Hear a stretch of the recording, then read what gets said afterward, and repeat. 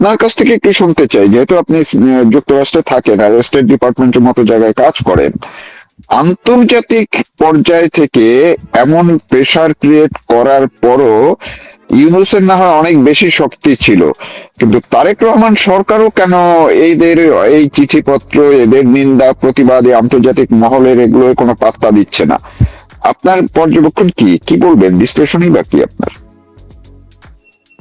আমি আমি প্রথমেই বলবো যে পাত্তা দিচ্ছে না এই বিষয়টা নিয়ে অন্যভাবে উত্থাপন করব। পাত্তা না দেয়া, যেমন আপনি যখন একটি বিষয়কে ইতিমধ্যে জানবেন যে আমি এই ব্রিজের উপর পা দিলে এটা ভেঙে যেতে পারে, তাহলে আপনাকে পেছন থেকে যতই প্রেসার করো না কেন, আপনি অন্য কিছু চিন্তা করবেন যে কিভাবে এখানে পা দেয়া না যায়।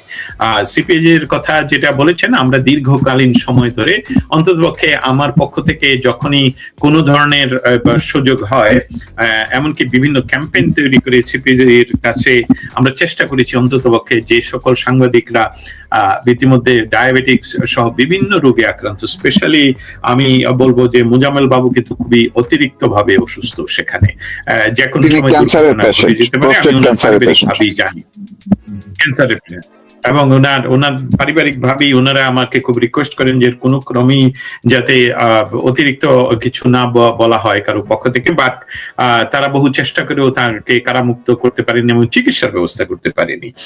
শাকিল আহমেদ, ফারজানা রূপা, তাদের সন্তানকে এই দীর্ঘকালীন সময়ে একা থাকতে হচ্ছে যে কোনো ক্রাইমের সাথে তারা যুক্ত না হতে পেরেও। আমরা সাংবাদিকরা বারবার বলি, ভাই আমরা আমেরিকাতে নির্বাচনের আগে নির্বাচনের পরে আমরা কিন্তু রাজনৈতিক দলকে এন্ডোর্স করি। রাজনৈতিক দল, আমি যদি বলি আমি ট্রাম্পের সাপোর্টার, এর অর্থ এই নয় যে আমাকে বাইডেন নিয়ে জেলে বন্দি করে রাখবে বিনা কারণে, এটা সম্ভব নয়। কিন্তু বাংলাদেশ তো আর আমেরিকা হবে না। কিন্তু একটা কথা মনে রাখা খুবই দরকার, সেটা হলো যে কারো ক্ষমতা চিরস্থায়ী নয়। 15 বছর আওয়ামী লীগ ক্ষমতায় ছিল।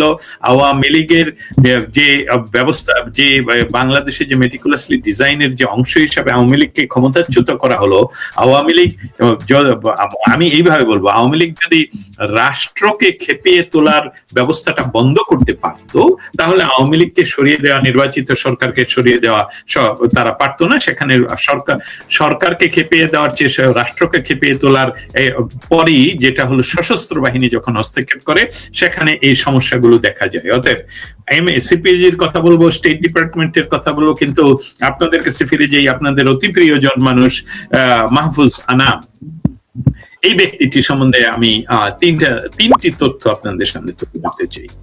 তাহলেই আমরা তুলনা করতে পারবো যে উনি কখন মুক্ত গণমাধ্যমের মতন কাজ করতে পেরেছিলেন। অন্তত 2016 সনে তিনি বলেছেন, ডিজিএফআই এর দেয়া ভিত্তিহীন খবর ডেইলি স্টারে ছাপার কথা স্বীকার করলেন মাহফুজ আনাম। এটা বাংলাদেশের সংবাদ 2016 সনে। আচ্ছা, 2024 সনের জুন মাসে উনি বললেন, আমরা আইজিপি বেনজিরের কুকর্ম সম্পর্কে জানতাম কিন্তু ভয়ে প্রকাশ করিনি। আচ্ছা, তারপর এখন 2026 সনের আজকে মে মাসে এসে উনি বলছেন সবসময় সত্যের পক্ষে দাঁড়িয়েছে ডেইলি স্টার। এখন আমি এই তিনটা কেন আনলাম? উনি কি আগের কথাগুলো তো শেখ হাসিনার আমলে বলছেন, তার জন্য তো ওনার কারা নির্যাতনের কোনো সম্ভাবনা দেখি নেই, হয়ই উনি।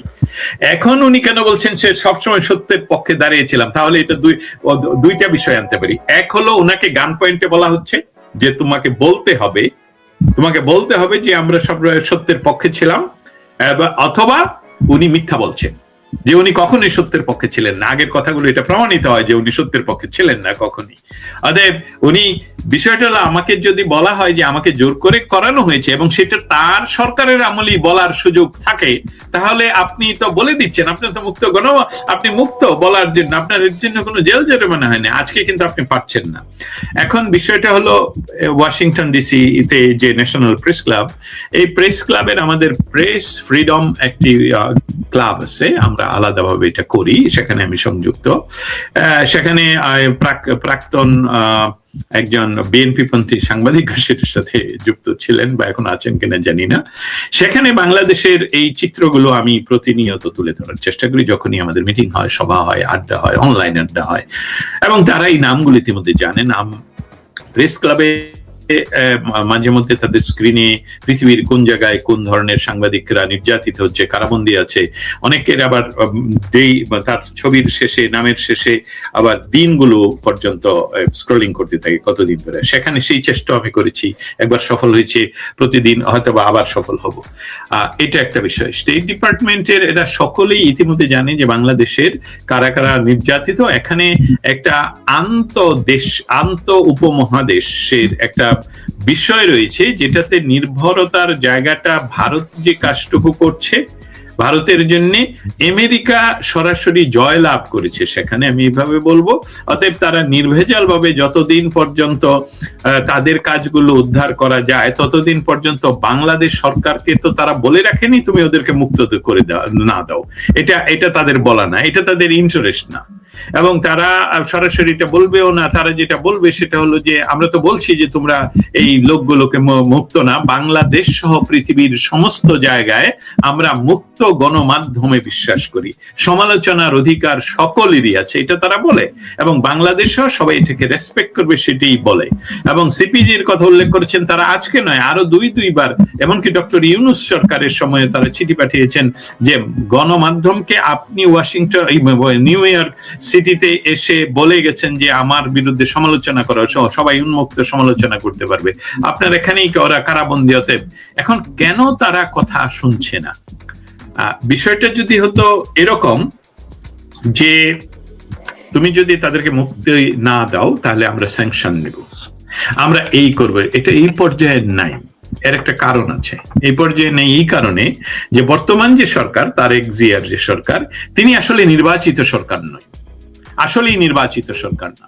কারণ নির্বাচিত হওয়ার জন্য অন্তত পক্ষে অবাধ নির্বাচন হওয়া উচিত, সুষ্ঠুতা পরে আসে। অবাধের কথাটা হলো আমি দস্তগীর সহ সবাই অবাধে এই নির্বাচনে অংশগ্রহণ করতে পারে, অবাধ, আইন দ্বারা নিয়ন্ত্রিত নয়, আইন দ্বারা বাধাগ্রস্ত নয়, সেইটা বাইরে সবাই নির্বাচনে অংশগ্রহণ করতে পারবে। পৃথিবীর সকল দেশে যারা নির্বাচনে অংশগ্রহণ করে তারা দুইটা পক্ষ, কি একটা হলো রাজনৈতিক দল, আরেকটা হলো নিরপেক্ষ, এর বাইরে কেউ নির্বাচনে অংশগ্রহণ করে না। সকলে আসে একটা রাজনৈতিক ম্যানিফেস্টো নিয়ে, আরেক দল আসে নিরপেক্ষ নিয়ে। তাদেরকে অনেকে পৃথিবীতে বলেনি আমি লিবারাল ডেমোক্রেট, অমুক ডেমোক্রেট, তাদের বা বাম, চরম বাম, তাদের রাজনৈতিক দল নেই, তারা নিজের আইডিওলজি নিয়ে আসতে চায়। অতএব বাংলাদেশের নির্বাচন এবং বিশ্ব গণমাধ্যমের এই দিন এই কথাটা আমাদের মৌলিক স্বাধীনতার, মৌলিক যে কথা বলার অধিকার, এটার সাথে সংযুক্ত, মানবাধিকারের সংযুক্ত। এই জন্য আপনার প্রশ্নের আমি এত লম্বা করে বলছি, আমি এটাতে ইন্টারেস্ট ফিল করি এইভাবে বলার জন্য। সেই বিষয়টা হলো যে বাংলাদেশের নির্বাচনকে আমরা তুলনা করব 14, 18, 24 এবং যে